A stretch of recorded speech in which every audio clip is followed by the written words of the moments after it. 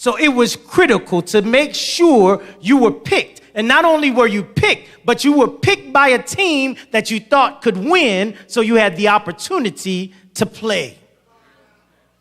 Here's the thing about God. When God picks, he never loses. And when you're on his team, you never lose. That's why it's important to know that you've been chosen by God. That he gave us a free will choice to choose. Now, some people will argue that if God chose me, how in the world is that free choice? Because if he chose me, if he already knows who's going to be saved and who's not, then aren't we just robots doing what he says? Is that if God did not have vessels that were intended for destruction, if he didn't show us the downside of rejecting him, we wouldn't know the glory of accepting him. That there has to be a contrast, that you have to know the joy of accepting him as opposed to the destruction of rejecting him.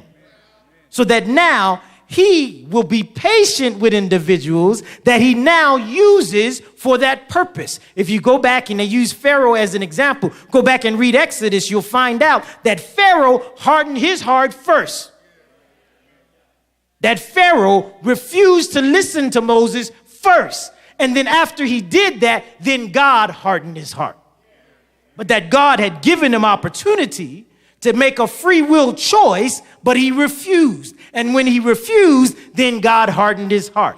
So he chooses you because he knows that you will respond. So the first point in the message today is that I'm picked, that God picked me. Before the foundations of the world were laid, God had me in mind to pick me and put me on the winning team. That it was the will of God to choose you, to adopt you, and to bring you into the family. So you can say, no, I'm not perfect, but yeah, he chose you. Just like Moses tried to make excuses. Moses tried to say, I can't talk. Yes, but he chose you. Moses, I murdered a man. Yes, but he chose you. Moses, I was raised as an Egyptian, not as a Hebrew. They won't listen to me, but I chose you. Out of the billions of people that have ever existed, God chose you. With all my faults, with all my issues, with all my struggles, with all my problems, with all my deficits, with all my fallibilities, God chose me. That if God picked me, God put me aside. When I operate in the gift and calling he has for me, I will be productive. Now, if I'm not productive in ministry, then maybe I'm not functioning in my ordained place. We need to be in the place that God has ordained us, and not only we will then be productive, we will now produce fruit at the rate and in the place that God has called us to be. Not only will we go forth and be productive, will be productive at different rates, but then it says this, and that your fruit should remain. Not only am I productive, but I'm producing permanent fruit.